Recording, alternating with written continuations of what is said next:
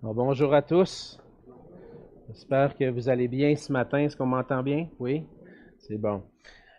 Content de vous voir ce matin. Je profite pour souhaiter la bienvenue à tous et chacun, puis aussi à ceux qui nous visitent. Je vois des visages qui nous visitent ce matin. Jonathan, Mélodie, ça nous fait plaisir de vous voir avec nous. Jonathan est un serviteur en formation à l'Église de l'Espoir à Longueuil, puis il travaille aussi beaucoup avec l'Église à Sorel, hein, Jonathan. Et puis, il nous visite ce matin avec Mélodie, qui est la fille de Jean-Paul Gagné, la petite fille de Monsieur et Madame Bouchard. Donc, il y a des liens familiaux, hein, c'est ça.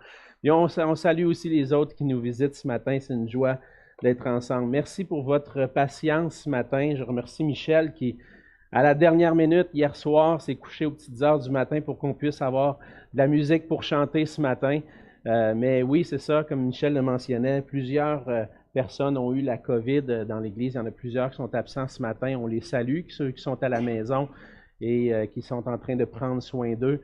Mais ça nous rappelle que le virus n'est pas disparu, OK? Puis que on a besoin de continuer de prendre parfois certaines précautions. Puis une d'entre autres, c'est lorsque vous avez des symptômes. Pensez pas que c'est juste un petit rhume, parce que ça peut ressembler. Je l'ai eu, ça peut ressembler à un petit rhume. Oh, j'ai mal à la gorge un petit peu un matin, oh, un petit rhume, les allergies. On peut conclure ça facilement, mais des fois, ça peut être la COVID et ça peut l'être, et puis on le transmet à d'autres dans ce temps-là. Donc, si vous avez un petit mal de gorge, un petit nez qui coule, ben testez-vous, assurez-vous, puis même des fois, ça prend quelques jours avant que le test sorte positif. Donc, c'est jamais certain. On est mieux de prendre nos précautions. Si vous avez des symptômes, portez votre masque. C'est ça, je pense, l'instruction de la santé publique. Et puis, ben c'est ça. On vit avec ça, puis on veut s'en remettre au Seigneur avec tout ça et continuer d'agir de la bonne façon avec ce qui se passe autour de nous. Donc, on veut, ce matin, on va prendre le temps de prier pour ceux qui ne sont pas avec nous. Mais avant de ça, on va prendre le temps de tourner dans les Écritures et je vous inviterai à tourner avec moi ce matin dans Luc au chapitre 20. Luc au chapitre 20. On continue notre série dans l'Évangile de Luc et on avance. Il va rester après le chapitre 20 4 autres chapitres. Ça fait presque 2 ans qu'on est dans l'Évangile de Luc. Évidemment, on a eu d'autres séries de prédications à travers ça. Mais on est vraiment ce matin à un endroit où on voit encore une fois le Seigneur Jésus parler. Et c'est ce qu'on veut faire ce matin, c'est écouter la parole du Seigneur. Et je vous invite à lire avec moi dans Luc au chapitre 20. On va lire les versets 27 à 47. La parole de Dieu dit ceci. Quelques-uns des Sadducéens qui disent qu'il n'y a point de résurrection s'approchèrent et posèrent à Jésus cette question. Maître, voici ce que Moïse nous a prescrit. Si le frère de quelqu'un meurt, ayant une femme et pas d'enfant, son frère épousera la femme et suscitera une postérité à son frère. Or, il y avait 7 frères. Le premier se maria et mourut sans avoir d'enfant. Le deuxième et le troisième épousèrent la veuve. Il en fut de même des 7 qui moururent sans laisser d'enfant. Enfin, la femme mourut aussi. À la résurrection, duquel d'entre eux sera-t-elle donc la femme? Car les 7 l'ont eue pour femme. Jésus leur répondit, les enfants de ce siècle prennent des femmes et des maris. Mais ceux qui seront trouvés dignes d'avoir part au siècle à venir et à la résurrection des morts ne prendront ni femme ni mari, car ils ne pourront plus mourir, parce qu'ils seront semblables aux anges et qu'ils seront fils de Dieu, étant fils de la résurrection. Que les morts ressuscitent, c'est ce que Moïse a fait connaître. Quant à propos du buisson, il appelle le Seigneur le Dieu d'Abraham, le Dieu d'Isaac et le Dieu de Jacob. Or, Dieu n'est pas Dieu des morts, mais des vivants, car pour lui, tous sont vivants. Quelques-uns des scribes, prenant la parole, dirent, « Maître, tu as bien parlé. » Et ils n'osaient plus lui poser aucune question. Jésus leur dit, « Comment dit-on que le Christ est le fils de David? David lui-même dit dans le livre des psaumes, « Le Seigneur a dit à mon Seigneur, « Assieds-toi à ma droite, jusqu'à ce que je fasse de tes ennemis ton marchepied. » David donc, l'appelle Seigneur. Comment est-il son fils?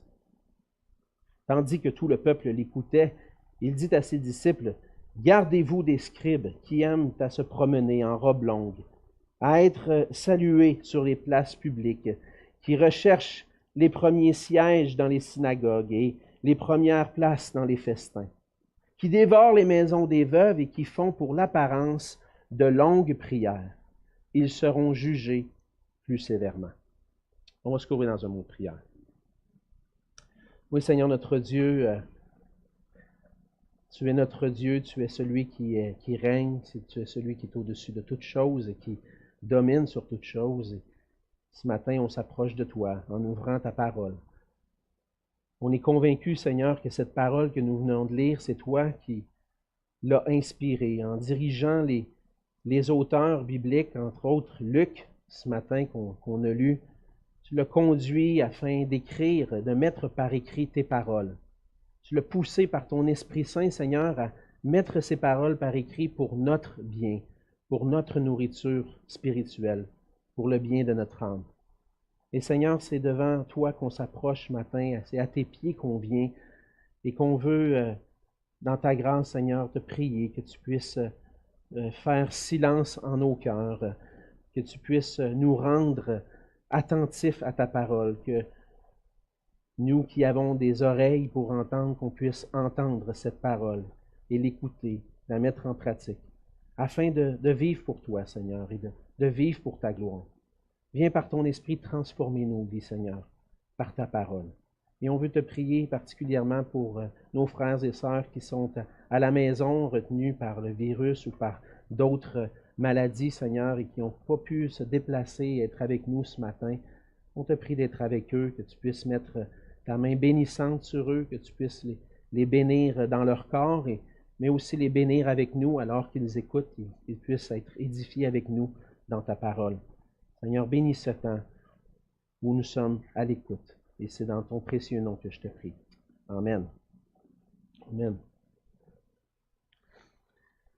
Il nous arrive tous de vivre des situations où on va remettre en doute la confiance qu'on peut placer dans une personne. On peut avoir confiance en des gens autour de nous. On n'a pas le choix. Dans la vie, on doit faire confiance à d'autres, aux gens autour de nous. Et puis, il va arriver, par exemple, même dans les gens à qui on a plus confiance, des fois de remettre en doute. Est-ce que je peux vraiment lui faire confiance? Lorsque j'étais à l'université, je vivais en colocation avec des collègues. Et puis, j'étais quand même... c'était des collègues qui n'étaient pas chrétiens. Moi, j'étais chrétien. Je marchais avec le Seigneur. Puis, je pense que dans l'ensemble, je pouvais avoir un témoignage qui faisait en sorte qu'ils avaient confiance en moi. Mais à un certain moment donné, un de mes colocataires n'était pas à la maison et puis j'ai fait une mauvaise blague. Puis il ne l'a pas apprécié du tout. Et puis par la suite, il est venu me voir et il dit « Alexandre, je ne comprends pas pourquoi tu as fait ça. Tu es un gars correct, puis tu es un gars en qui j'ai confiance, mais là, c'est la confiance, je ne sais plus si je peux te faire confiance. » Et là, je me suis dit, oui, c'était pas la bonne chose à faire finalement, ce que j'ai fait, de faire une blague, mais ça n'a pas tourné de la bonne façon. Mais dans ce temps-là, j'avais peut-être pas la maturité de gérer la situation. Peut-être qu'aujourd'hui, je ferais ça différemment. Tu sais, j'irais le voir, je dis, écoute, tu as raison, tu n'as pas apprécié, je m'excuse. Mais j'ai pas fait ça. Ce qui fait que la relation est comme restée un petit peu tendue avec lui. Mais ça arrive, des fois, les gens perdent confiance en nous. Nous, on peut perdre confiance en quelqu'un. Et dans certaines situations, on va se questionner si on peut vraiment avoir confiance parce que ce n'est pas toujours la vérité qui domine. La vérité, des fois, est difficile à discerner. Pour croire quelqu'un, pour croire que ce que dit quelqu'un est vrai, on doit s'appuyer sur des témoignages, sur les témoignages des faits. On vit toutes sortes de situations dans nos vies où les gens nous rapportent quelque chose et on doit faire confiance à ce que la personne dit.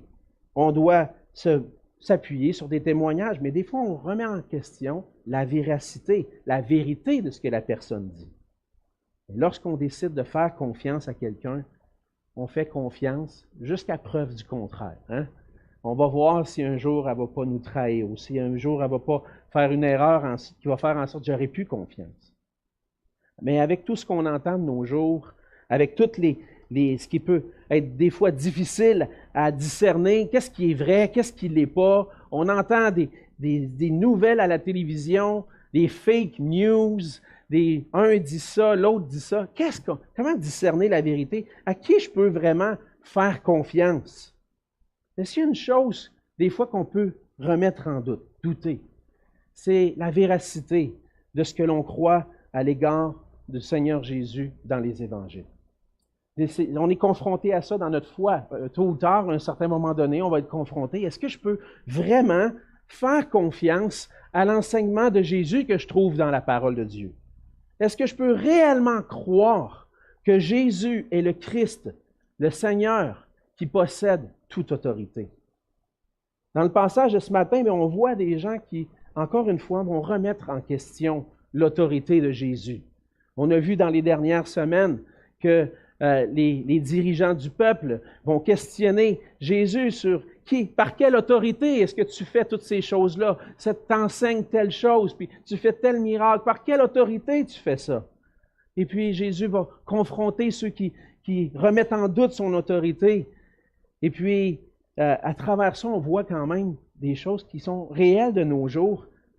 Les gens autour de nous vont remettre en question, est-ce que Jésus est vraiment la vérité? Et puis, ce que les gens vont faire dans le passage de ce matin, entre autres les Sadducéens, est-ce que Jésus enseigne la vérité concernant la résurrection? Mais à travers la confrontation que Jésus va avoir encore une fois, mais cette fois avec les Sadducéens, Jésus va confondre l'incrédulité de ces gens-là et va leur parler de la réalité de la résurrection en répondant avec la vérité et l'autorité des Écritures.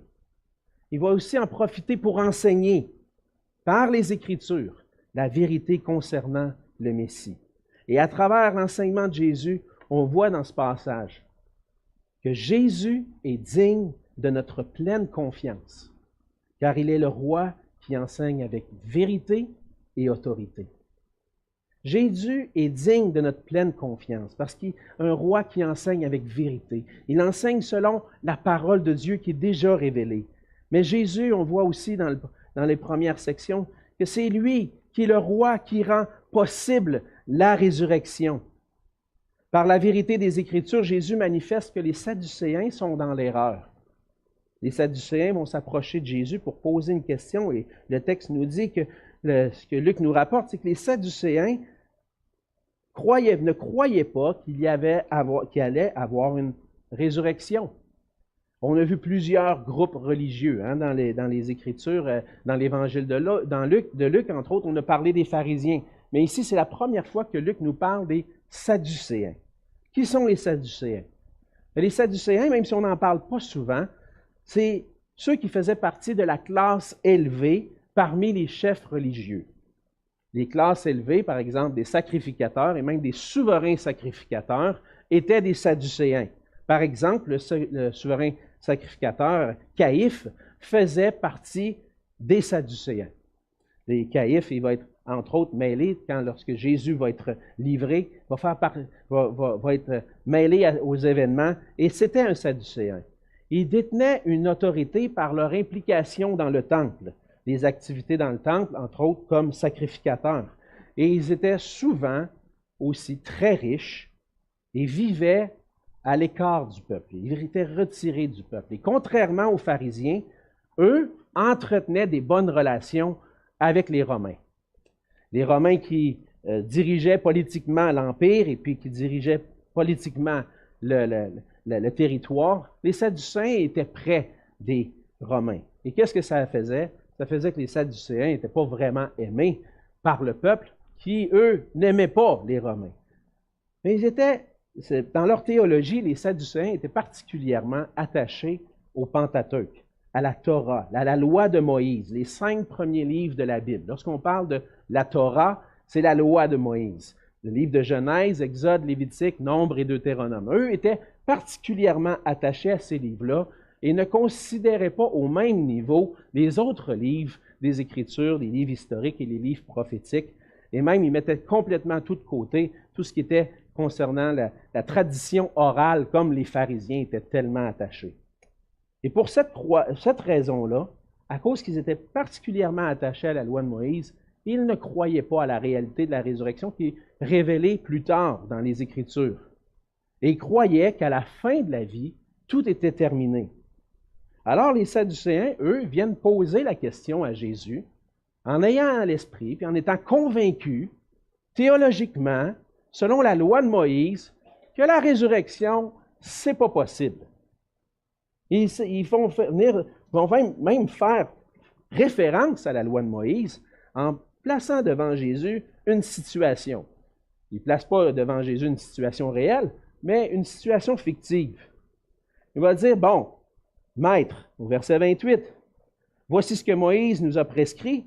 Si le frère de quelqu'un meurt, ayant une femme et pas d'enfant, son frère épousera la femme et suscitera une postérité à son frère. C'est vrai, ça faisait partie de la loi de Moïse, entre autres, ce qu'on appelle cette loi-là, qui est le lévira.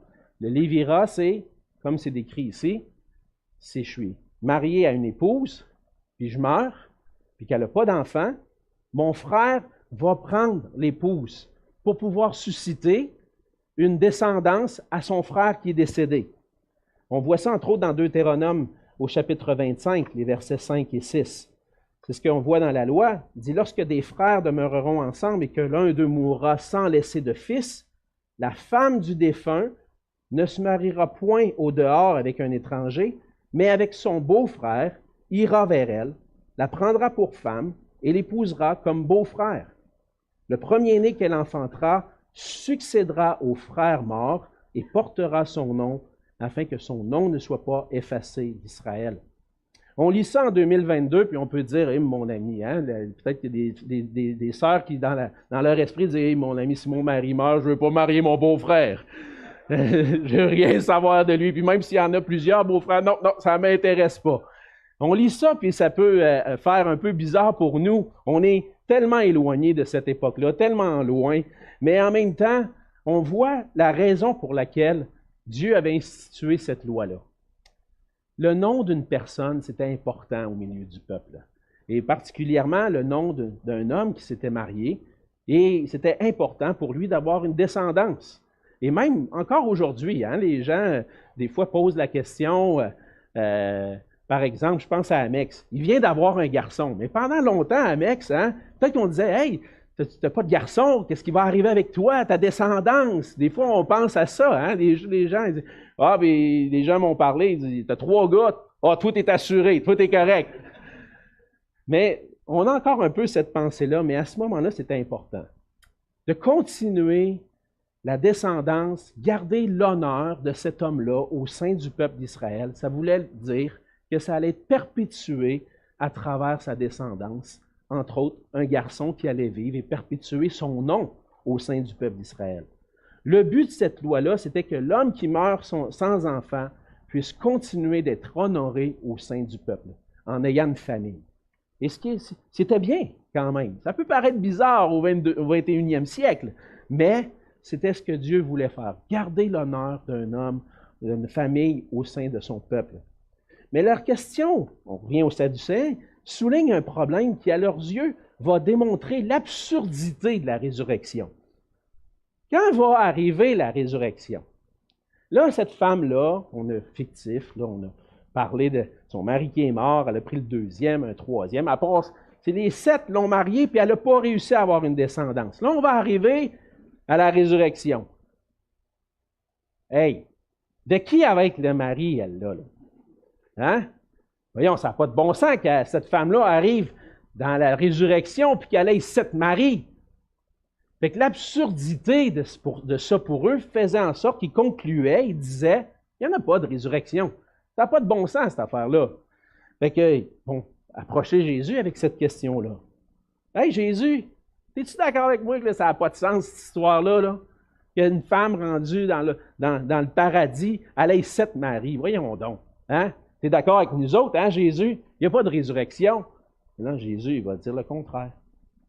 Il va leur montrer le contraire à partir de la loi de Moïse. Pas seulement avec des enseignements que lui apporte, mais il leur montre à travers les Écritures. Et c'est ce que j'aime des fois de Jésus, c'est que Jésus ramène les Juifs dans leur contexte. Ah ouais, tu crois ça? On va aller voir les Écritures ensemble. Et souvent, on a besoin de faire ça. Si tu crois quelque chose, allons voir les Écritures. Qu'est-ce que les Écritures disent? Et Jésus les amène dans les Écritures pour leur montrer que à la résurrection, les réalités vont être complètement différentes. Il va corriger leur façon de penser, chercher à corriger et démontrer à travers les Écritures qu'il y a bel et bien une résurrection. Le problème dans la façon de penser des Sadducéens, c'est de croire que la vie à venir va être semblable à la vie sur terre. On voit ça, hein? La vie à venir, ça va être pareil comme la vie sur terre, parce que c'est comme si c'est un prolongement de la vie. La résurrection, ça va être un prolongement de la vie. Si c'est un prolongement de la vie, cette femme-là se retrouve avec cette Marie. Mais Jésus, il dit non. C'est pas seulement ça. Il y a d'autres réalités. Jésus souligne les réalités différentes. Il va dire, spécifier, entre autres, au verset 34, il dit « Les enfants de ce siècle », faisant référence aux enfants qui vivent dans ce monde, aux gens qui vivent dans ce monde, prennent des femmes et des maris, mais ceux qui seront trouvés dignes d'avoir part au siècle à venir, à la résurrection des morts, ne prendront ni femme ni mari. Il n'y aura pas de relation conjugale dans l'éternité. Il n'y aura pas de relation conjugale. Et pourquoi il n'y aura pas de relation conjugale? Bien là, on va voir un petit peu plus au verset 36 les raisons. Il n'y aura pas de relation conjugale, il n'y aura pas de femme ni mari, parce qu'ils ne mourront plus. En fait, la relation conjugale, le mariage, la famille, c'est fait pour perpétuer la race humaine, parce qu'un jour on meurt. Un jour je vais mourir. Qu'est-ce qui va continuer? Bien, c'est ma descendance que j'ai donnée. Mais si je ne meurs pas, je n'ai pas besoin de perpétuer la race humaine, je vis pour toujours. Et là, Jésus dit, bien, ils ne mourront plus. Ils n'ont plus besoin de continuer la race humaine. Ils vivent éternellement. Il n'y a plus besoin de relation conjugale dans la résurrection. Ils vont être comme les anges, qui vivent pour toujours avec Dieu. Ils vont être fils de Dieu en étant fils de la résurrection. Ceux qui ressuscitent avec Dieu, avec Christ, puis qui vont être dans l'éternité, ils n'auront pas besoin de relation conjugale parce qu'ils vont vivre pour toujours. C'est ce que Jésus enseigne. Et en plus de ça, Jésus va souligner à partir de la loi de Moïse la réalité de la résurrection. Au verset 37, il va faire référence à Exode 3, verset 8. Il dit que les morts ressuscitent, c'est ce que Moïse a fait connaître quand, à propos du buisson, il appelle le Seigneur le Dieu d'Abraham, le Dieu d'Isaac et le Dieu de Jacob. Or, Dieu n'est pas Dieu des morts, mais des vivants, car pour lui, tous sont vivants. Dieu se présente à Moïse comme le Dieu de personnes qui vivent, pas de personnes qui sont mortes. Il dit, je suis le Dieu d'Abraham, le Dieu d'Isaac, le Dieu de Jacob. Pourquoi? Parce qu'Abraham, Isaac et Jacob continuent de vivre. Oui, ils sont morts physiquement, ils sont enterrés. On les a mis dans le tombeau, puis les enfants d'Israël, puis ils ont tous été témoins de ce qu'on leur a raconté par rapport à Abraham, Isaac et Jacob. Ils sont enterrés, mais leur âme continue de vivre avec le Seigneur. Et c'est pour ça que Jésus dit, Dieu n'est pas le Dieu des morts, mais des vivants. Car pour lui, Abraham, Isaac, Jacob, ceux qui sont morts sont vivants en réalité. Et Jésus va montrer à travers ça, à travers la loi de Moïse, que même si on rejette le reste des Écritures, puis on se concentre juste sur la loi de Moïse, la résurrection, Moïse en parlait, parce que Dieu est le Dieu des vivants. Alors, leur question qui souligne un problème qui, à leurs yeux, démontre l'absurdité de la résurrection, en réalité, démontre la vérité. C'est que la vie à venir n'est pas pareille, et même les Écritures en parlent. Jésus, on voit à travers ça que Jésus est digne de confiance, parce qu'il enseigne selon la vérité et avec autorité. Il enseigne selon la parole de Dieu qui a été révélée à Moïse. Et au travers de sa réponse aux Sadducéens, Jésus va souligner la réalité de la résurrection qu'on trouve dans l'ensemble des Écritures. Il dit, ceux qui ont, verset 35, mais ceux qui seront trouvés dignes d'avoir part au siècle à venir et à la résurrection des morts.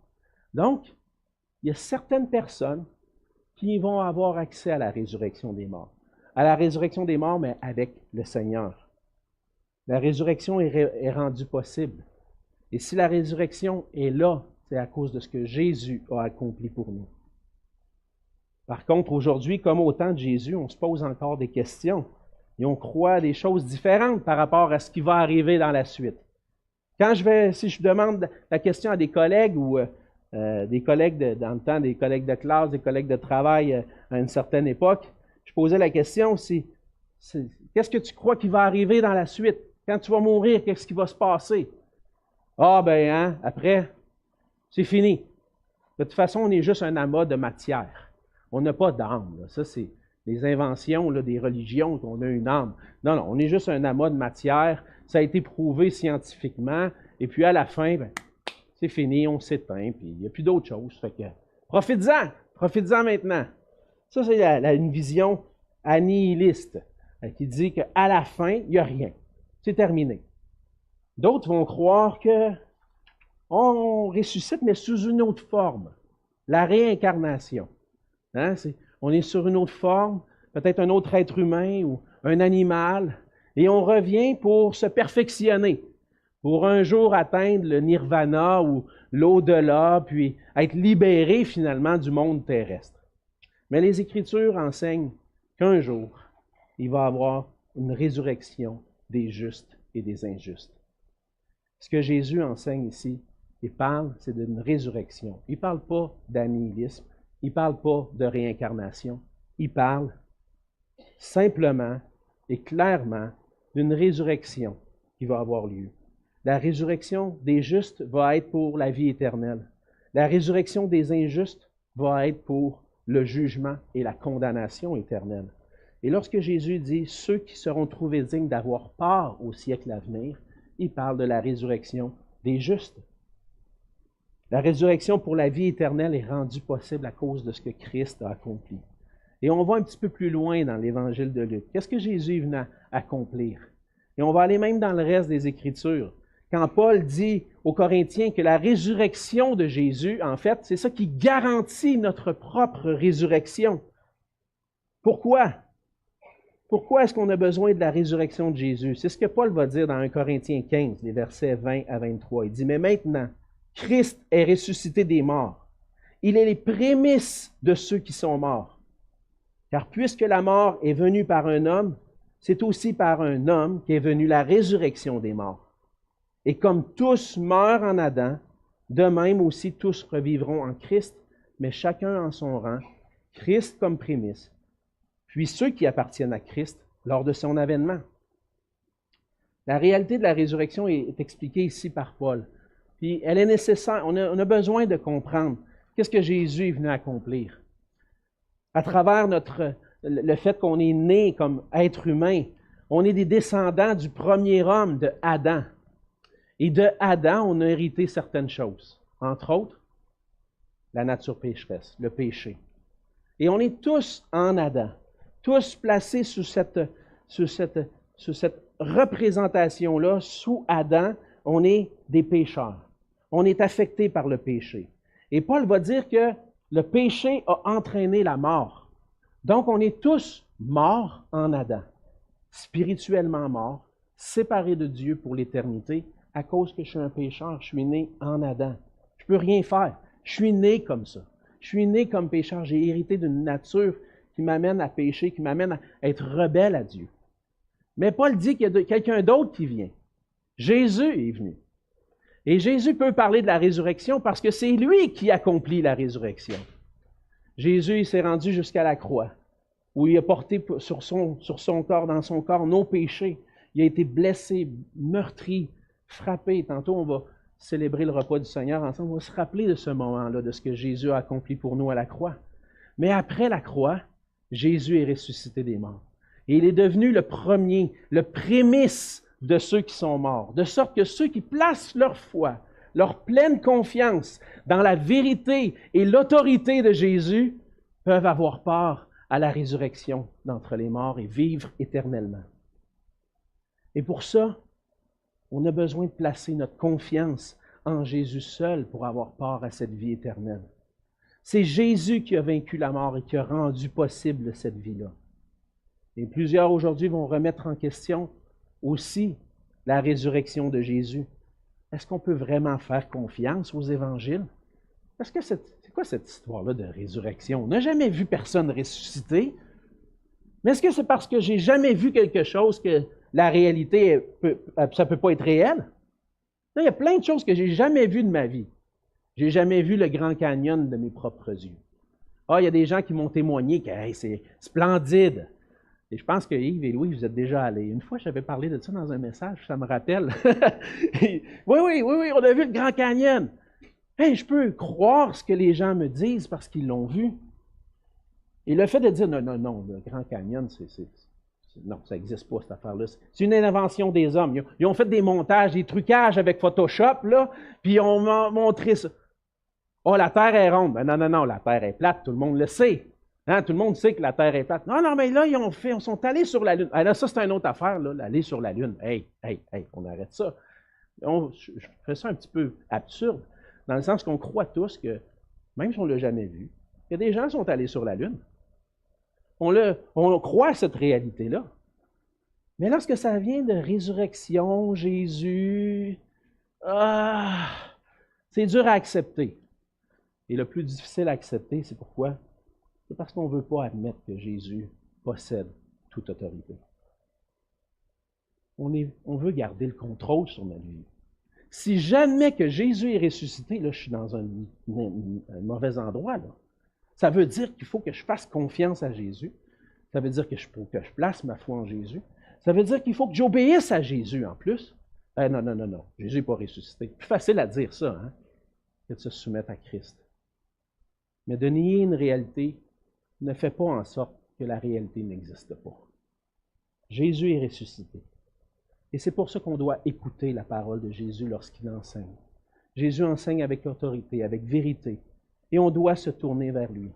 Jésus enseigne qu'il va y avoir une résurrection parce qu'il est ressuscité. Et il va ressusciter dans l'Évangile de Luc, ça va venir plus tard. Mais Jésus est là, il est ressuscité, il a accompli tout ce qui était nécessaire parce qu'il est devenu notre Sauveur, notre Seigneur. On a un verset qui est affiché ici, pendant longtemps durant l'année, dans Jean 14,6, qui dit que Jésus, c'est le chemin, la vérité, la vie. Nul ne vient au Père que par moi. Et Jésus, s'il possède l'autorité, c'est parce qu'il parle avec vérité. Il est lui-même la vérité. Et tout ce qu'on a à faire, si on veut vivre éternellement avec lui, c'est qu'on doit placer notre confiance en Jésus-Christ, parce qu'il est notre Sauveur, le Roi qui rend possible notre résurrection pour la vie éternelle. Et là, on arrive à un point où je regarde le temps qui file. Puis je me dis, je ne serai pas capable de passer à travers tous mes points aujourd'hui. On va continuer la semaine prochaine. Et puis ça donne bien, le texte de la semaine prochaine était prévu pour être un peu plus court. Mais on va s'arrêter ici ce matin. Simplement réaliser que ce que Jésus a accompli pour nous à la croix, c'est quelque chose de merveilleux. Il a rendu possible notre résurrection. Et en répondant aux Sadducéens, Jésus a manifesté qu'il était vrai, qu'il avait l'autorité. Et qu'est-ce qu'on va faire ce matin? C'est ça la question qu'on doit se poser avant de terminer. Qu'est-ce qu'on va faire devant ce Christ, ce Messie, ce Roi divin qui annonce la résurrection? On a besoin de reconnaître qu'il est vraiment le Christ qui enseigne avec vérité. Et tout ce qu'on doit faire, c'est fléchir le genou devant lui. Reconnaître que lui est Sauveur, lui est Seigneur et enseigne avec autorité. Un jour, tout genou va fléchir devant Jésus-Christ. C'est ce que les Écritures nous enseignent. Mais mieux vaut fléchir le genou devant lui maintenant, le reconnaître comme Seigneur, l'accepter comme Sauveur et dire, Seigneur, maintenant, tu me pardonnes de mes péchés, je place ma foi en toi, je veux avoir le pardon de mes péchés, mais plus que ça, je veux t'obéir maintenant. Je veux me soumettre à ton autorité. Et c'est ce que le Seigneur nous appelle à faire. Il nous appelle à abandonner notre vie de pharisien, notre vie de sadducéen qui cherche constamment à contester avec Jésus, puis de reconnaître qu'il est vrai, qu'il a l'autorité et se plier devant lui. Frères et sœurs, arrêtons de contester avec Jésus, peu importe le domaine de notre vie. Ça se peut que ce soit par rapport à ton salut ou peut-être par d'autres enseignements de Jésus. On arrête de contester. On fléchit le genou, on vient à lui. C'est lorsqu'on va être entièrement soumis à notre Maître, à notre Roi, dans une pleine confiance en lui, en sa bonté, qu'on va pouvoir ensemble briller pour sa gloire. Prions ensemble. Seigneur notre Dieu, on veut te remercier pour ta parole. Merci pour cette parole ce matin qui nous rappelle, Seigneur, cette réalité de la résurrection. Qu'un jour on aura part à la résurrection à cause de ce que tu as accompli pour nous. Et Seigneur, devant cette contestation que les Sadducéens avaient, que tu les as confondus encore une fois par ta parole, par la vérité des Écritures, on veut, nous aussi, s'arrêter et écouter ce que tu veux nous dire. Oui, Seigneur, tu as manifesté ton autorité et on veut se soumettre à toi, entièrement. Reconnaître que si on peut se soumettre à toi, c'est seulement à cause de ce que tu as fait pour nous. Tu nous as délivrés de nos péchés, de l'esclavage du péché. Tu nous as redonné la vie éternelle en toi parce que tu es ressuscité. Et Seigneur, on a hâte à ce jour où on va être dans ta présence, ressuscité avec toi pour toujours. Et en attendant, Seigneur, tu nous demandes de continuer de proclamer ton évangile. Cette bonne nouvelle qui, même si ce n'est pas populaire aujourd'hui, Seigneur, on sait que c'est par toi seul et par cette bonne nouvelle qu'on entend qu'on peut être sauvé en plaçant notre foi en toi. Seigneur, bénis ta parole dans nos cœurs et bénis ce temps aussi. En prenant le repas du Seigneur, on veut se rappeler de ce que tu as accompli pour nous à la croix. Que ton nom soit glorifié, Seigneur Jésus, parce que toi seul es digne de recevoir toute l'honneur et la gloire. Et c'est en ton nom qu'on te prie. Amen.